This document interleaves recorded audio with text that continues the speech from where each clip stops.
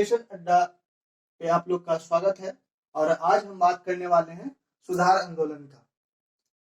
सुधार आंदोलन समाज में बहुत सारे कुरीतियां थी, तो उस समय उसमें सुधार लाना था, जो एक आंदोलन के रूप में उभरा। और सबसे पहले यह आंदोलन हमारे पूरा जो वर्ल्ड था वो यूरोप कंटिनेंट में स्टार्ट हुआ। और कब स्टार्ट हुआ? तो ये 18वीं शताब्दी में इसकी शुरुआत होती है, और उसके बाद फिर भारत में शुरुआत होता है ना। उसके बाद भारत में शुरुआत होता है, और भारत में इस जो सुधार आंदोलन हुआ था, भारत में जब सुधार आंदोलन हुआ तो उसमें कौन लोग जो थे उनको मतलब इस आंदोलन से कोई फर्क नहीं पड़ा। तो कौन? जो तर्कवादी थे, विज्ञानवाद, मानववाद से ये क्या हुआ था? प्रभावित नहीं हुआ था। तो कौन से वर्ग के लोग थे? तो ये नवीन पश्चात शिक्षित वर्ग जो थे भारत में, वो लोग क्या हुए थे? वो इससे प्रभावित नहीं हुए थे। अच्छा, आते हम बात करते हैं कि सुधार आंदोलन जो हुआ था वो किस क्षेत्र में सुधार किया। तो देखिए, पहला जो था हमारा वो था सामाजिक धार्मिक सुधार आंदोलन, है ना। यानी समाज में जो धर्म के आधार पे सुधार करना था, धर्म के आधार पे सुधार, वो आंदोलन हुआ, है ना। उसके बाद सामाजिक सांस्कृतिक, यानी समाज में सांस्कृतिक सुधार आंदोलन किया गया। सांस्कृतिक मतलब कल्चर से रिलेटेड, रहन सहन से रिलेटेड कुछ बदलाव किया गया, हाँ, ये हुआ। तो उसके बाद देखिए, जैसे कल्चर से मतलब क्या समझे कि पहले हम लोग क्या करते थे? जनेऊ पहनते थे, धोती पहनते थे, कुर्ता पजामा पहनते थे, खादी कपड़ा पहनते थे। उस समय जब ब्रिटिश आया हुआ था तो ब्रिटिश क्या हम लोग में बदलाव किया। हम लोग को क्या दिया? शर्ट फुल पैंट दिया, जींस दिया, है ना। यानी वेस्टर्न कल्चर में हम लोग को क्या किया? वो इन्वॉल्व कर दिया। तो उस समय क्या हुआ? उस समय बदलाव हुआ, एक आंदोलन चला, और हम लोग क्या हुए? हम लोग पश्चिमी सभ्यता में ढल गए। ठीक है।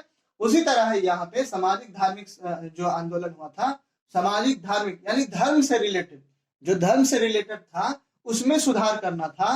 वो धर्म से रिलेटेड इसमें सबसे, देखिए, इसमें धार्मिक आंदोलन में सबसे ज्यादा कहाँ पे सुधार की जरूरत था? तो स्त्रियों की दशा में सुधार लाना। स्त्री का जो दशा था ना, वो बहुत दयनीय थी, बहुत खराब स्थिति था उन लोग का, है ना। तो स्त्रियों की दशा में सुधार किया गया।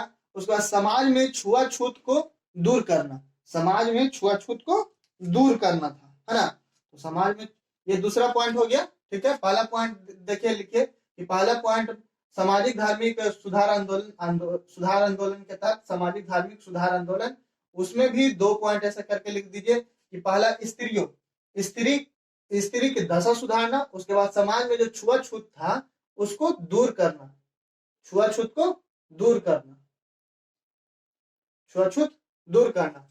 अब देखिए, स्त्री का जो दशा था वो कैसे कैसे सुधार की गया, मतलब उसमें क्या कमियां थी, क्या उसमें मतलब कि स्त्री में क्या उस समय हो रहा था, है ना। स्त्री जो समुदाय थे उसमें कौन कौन सा दोष था, समाज में क्या क्या दोष था स्त्री को लेकर। तो देखिए, शिशुवध, उस समय जो भी बच्चियां होती थी ना, उनका क्या होता था?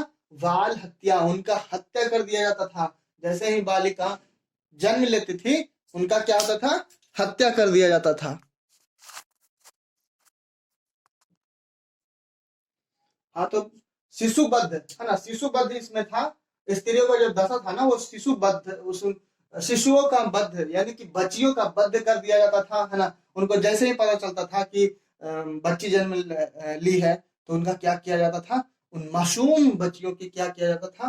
बद्ध कर दिया जाता था, है ना। और यहाँ पे देखिए, यहाँ पे जैसे देखिए कृष्णा में क्या था? कृष्णा में बद्ध होता था कि नहीं? तो पुरुष वहां पे बालक का बद्ध होता था, है ना। तो उसी तरह से उस समय, इस समय जो 18वीं शताब्दी में जो था, मतलब कि हमारा जो देश था उस समय क्या होता था? उस समय बालिकाओं का बद्ध कर दिया जाता था। ठीक है, मतलब किस कारण से बद्ध किया जाता होगा? तो उन लोग का मानना था कि जो लड़की है वो क्या है, उनके आने से घर का खर्च वगैरह बढ़ जाता है, और समाज में एक मानसिकता था कि जो लड़की मतलब कि जन्म देती है वो माते पिता मतलब कि थोड़ा नीचे होते हैं, है ना, मतलब ऐसे कुछ मतलब गलत फहमियां थी उनके बीच में, है ना। तो ये जो था शिशु वध था, ये सबसे ज्यादा किस में, तो किस समाज में, कहाँ पे ज्यादा ये हुआ करता था, तो बंगालियों में और राजपूतों में, बंगालियों में राजपूतों में ये शिशु वध था, है ना। उसके बाद देखिए यहाँ पे कह रहा है दूसरा पॉइंट इसी में, कह रहा है कि 1795 में 21वीं एक्ट तथा 1804 में, ये 18 से 18 है, 1804 के थर्ड एक्ट के अनुसार शिशु हत्या को मानव हत्या के बराबर अपराध घोषित कर दिया गया। देखिए कह रहा है कि अब शिशु वध हो रहा था, कहाँ कहाँ हो रहा था, तो बंगाल में बंगालियों तथा राजपूत इसको कर रहे थे, है ना। और बचपन में ही उनका मतलब हत्या कर दिया जाता था। तो ये जो हत्या होता था, तो सरकार सोचा होगा ना उस समय, जिनका शासन था वो तो सोचे होंगे, जो सोचे होंगे तो वो सोचे होंगे कि नहीं ये तो गलत बात है ना। तो उस समय क्या हुआ कि 1795 में 21वें एक्ट मतलब लाया गया एक्ट। उस एक्ट के तहत, एक्ट मतलब कानून, एक्ट के तहत ये एक्ट के तहत क्या हुआ, और 1795 में 21वें एक्ट तथा 1804 के थर्ड एक्ट के अनुसार शिशु हत्या को मानव हत्या के बराबर अपराध मान लिया गया, और इस पे रोक लगाने के लिए घोषणा कर दिया गया, है ना, कि बंद करिए ये सब। 1870 में इसके लिए और भी कानून बनाया गया, ठीक है। उसके बाद देखिए, उसके बाद अगला जो पॉइंट है वो है बाल विवाह और इसका नियंत्रण। बाल विवाह होता था और इस पे कैसे नियंत्रण किया गया था, उस पे कौन कौन सा एक्ट आया था। तो देखिए बाल विवाह होता था, है ना, छोटे छोटे बच्चे को क्या होता था, शादी कर दिया जाता था, या छोटी बच्चियां होती थी उनकी शादी बूढ़े लोगों से, ज्यादा उम्र लोगों के साथ शादी कर दिया जाता था। मतलब कहिए तो 18वीं शताब्दी में जो था ना, वो महिला का जो स्थिति था हर एक स्तर पे जर्जर था, हर एक स्तर पे जर्जर था, ठीक है। 1872 में क्या था कि नेटिव मैरिज एक्ट पास किया गया। नेटिव मैरिज एक्ट, मैरिज मतलब देखिए यहाँ पे शादी, नेटिव नेटिव विलेज, नेटिव बोलते हैं ना, तो नेटिव मैरिज एक्ट, तो नेटिव मैरिज एक्ट में रहा होगा क्या कि उम्र वगैरह निर्धारित किया गया होगा, है ना, कि इस उम्र के लोग, जब इस उम्र की बच्चियां मतलब कि आए मतलब हो जाएंगी, तब उनका शादी मतलब एक उम्र निर्धारित किया गया होगा कि हाँ तभी आप शादी कर सकते हैं, ऐसे नहीं, ठीक है। 1891 में सहमति आयु एक्ट लाया गया था। सहमति आयु एक्ट, अब पूछ सकता है कि सहमति आयु एक्ट कब लाया गया था, तो 1891 में। नेटिव मैरिज एक्ट कब पास किया गया था, तो 1872 में, है ना। ये नेटिव मैरिज एक्ट किससे रिलेटिव है, ये भी पूछ सकता है। तो किससे रिलेटिव है, तो बाल विवाह और इसका बाल विवाह और इस पे जो नियंत्रण था उसके अंतर्गत ये नेटिव मैरिज एक्ट मतलब पास किया गया। असहमति आयु एक्ट लाया गया था कब, तो ये सहमति आयु एक्ट लाया गया 1891 में। 1872 में नेटिव मैरिज एक्ट लाया गया, ठीक है। अब आइए, अब आगे बढ़ते हैं। 1930 में होता है कि शारदा एक्ट आता है। 1930 में शारदा एक्ट आता है। ये शारदा एक्ट का नाम हरविलास शारदा के नाम पे पड़ा था, है ना, यानी हरविलास शारदा थी, वही शारदा एक्ट मतलब लाई थी 1930 में। ये एक्ट किसके लिए काम करता था, तो बाल विवाह जो होता था उसी को निरोध मतलब उस पे रोक लगाने के लिए ये एक्ट लाया गया था, ठीक है। 1978 में ये एक्ट का नाम बदल दिया गया, और एक्ट का नाम बदल करके ये शारदा एक्ट का नाम शारदा एक्ट आता है 1930 में, और इसी को नाम बदल करके 1978 में बाल विवाह निरोध एक्ट बनाया गया। समझ गया ना। यानी पूछ सकता है कि शारदा एक्ट कब आया, तो 1930 में। किससे रिलेटिव है, तो बाल विवाह नियंत्रण से, बाल विवाह नहीं होना चाहिए था वो, ठीक है। कौन इसको लाया था, मतलब कि किसके नाम पे, किसके सिफारिश से, कुछ भी, तो हरविलास शारदा के नाम पे मतलब कि हुआ था। इस एक्ट का नाम आगे बदल कर क्या रखा गया, तो बाल विवाह निरोधक एक्ट, है ना। इस बाल विवाह निरोधक एक्ट में ये कब हुआ था, तो 1978 में। ये बाल विवाह निरोधक एक्ट कह रहा है कि इसमें क्या क्या नियम था, मतलब क्या इसमें इसके संदर्भ में क्या कहा जाए, तो देखिए 18 से 21 वर्ष के जो बच्चे होते थे ना, मतलब लड़का, उनका शादी हो सकता था। यानी वैसे बच्चे जो 18 या 21, यानी 18 से 21 वर्ष के बीच में है, वो शादी के लिए तैयार है, यानी शादी उनका हो सकता था। ठीक है। उसके बाद बच्चियों के लिए तो 14 से 18 वर्ष का जब हो जाएंगी, तो उनको शादी के लिए मान्यता, मतलब मान सकते हैं कि हाँ शादी आप कर सकते हैं। उसके बाद समाज में बाल विवाह का समर्थन करने वालों के विरुद्ध दंड का प्रावधान किया गया। इसी एक्ट में लिखा गया है कि समाज में अगर कोई भी जो अगर बाल विवाह का समर्थन करते हैं, तो उनपे कानूनी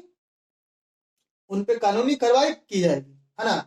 इस एक्ट में दिया गया है, बाल विवाह निरोधक एक्ट 1978 में दिया गया है। विधवा, अब देखिए ये तो शादी का बात था, मतलब कि अब विधवा का क्या स्थिति था, मतलब कि वो भी देख लीजिए कि विधवा पुनर्विवाह, ब्रह्म समाज इसमें बहुत बढ़ चढ़ करके कदम बढ़ाया है, मतलब कि समाज में बदलने का काम किया है।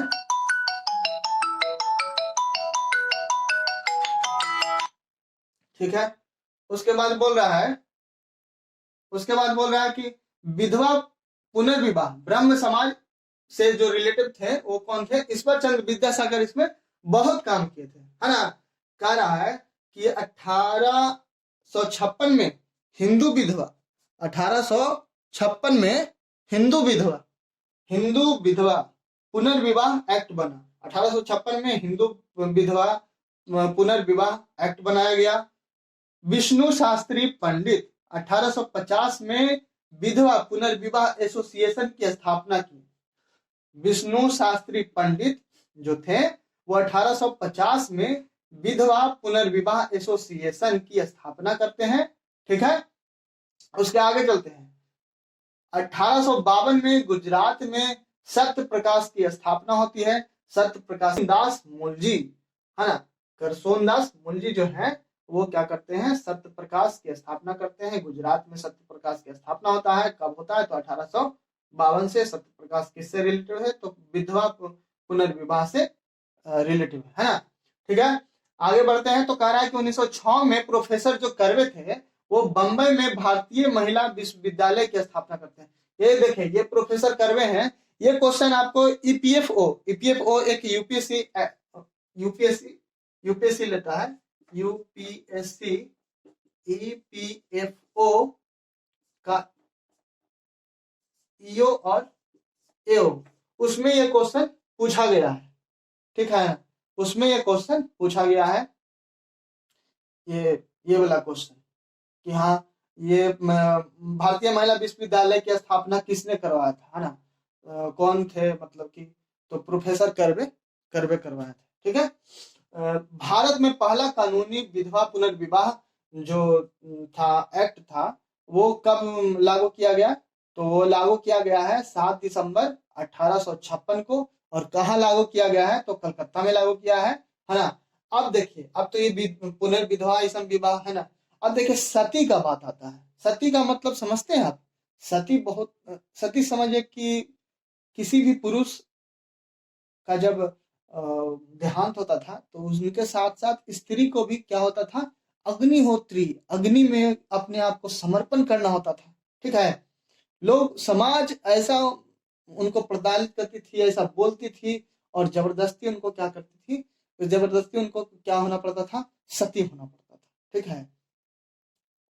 तो देखें ये सब क्या है, ये सब धर्म से रिलेटेड गंदगी था समाज में, उसको क्या किया जा रहा था, दूर किया जा रहा था।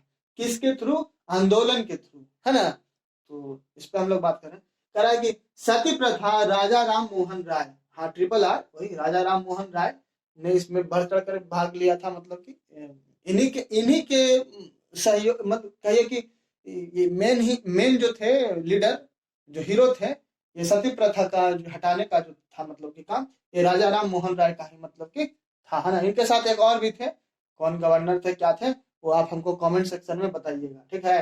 इतना हम हिंट्स दे दिए, अब नाम नहीं बताएंगे। 1829 में इस प्रथा का विरोध एक कानून बना। 1829 में क्या हुआ कि इस प्रथा का जो सती प्रथा था ना उसके विरोध के लिए एक कानून बनाया गया, ठीक है, तथा पास करके इसको 17वें नियम के अनुसार विधवाओं को जीवित जलाना बंद कर दिया गया। 17वें नियम के अनुसार क्या हुआ, विधवाओं को जीवित जलाना बंद कर दिया गया। हाँ। ये जो नियम था सती प्रथा वो सबसे पहले कहाँ लागू हुआ था, सबसे पहले आपको बंगाल में, देखिए यहाँ पे सबसे पहले ये कहाँ लागू हुआ, तो बंगाल में लागू हुआ, बंगाल में। उसके बाद 1830 में ये मद्रास में हुआ तथा बंबई में फिर लागू किया गया, समझ गए ना। अच्छा एक और बात है, इस आंदोलन से एक वर्ड था पुनर्जागरण, देखिए यहाँ पे है पुनर्जागरण। पुनर्जागरण का मतलब क्या होता है, फिर से जागना। पुनर्जागरण का मतलब क्या होता है, फिर से जागना, है ना। तो दोबारा जागना, फिर से जागना, तो कौन जागेगा, किस आधार पे जागेगा, समाज में कैसे किसी को जगाना। जैसे कि हम आज ही हम लोग बात करते हैं कि वहां का जो समाज है थोड़ा आगे बढ़ चुका है ना, वहां का समाज है अभी पीछे है, चलिए उसको थोड़ा आगे बढ़ाते हैं। उन लोग का सोच पे हम लोग क्या करते हैं, सोच उन लोग का बदलना होता है ना। सोच सबका बदलेगा तब क्या होगा, सब विकास करेगा।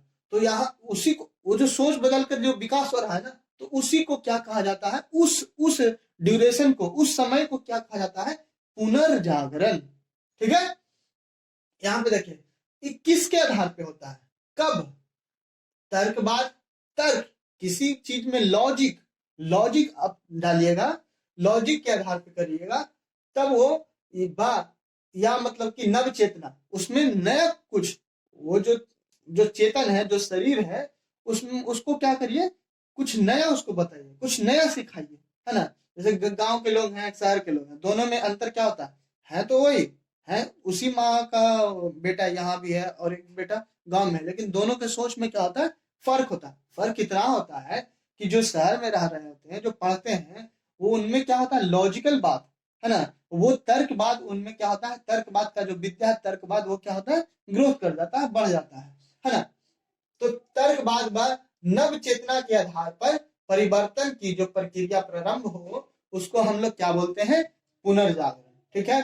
फ्रेंड, ये आप बताइएगा कि इसका जो क्लास है वो आपको कैसा लगा, ठीक है।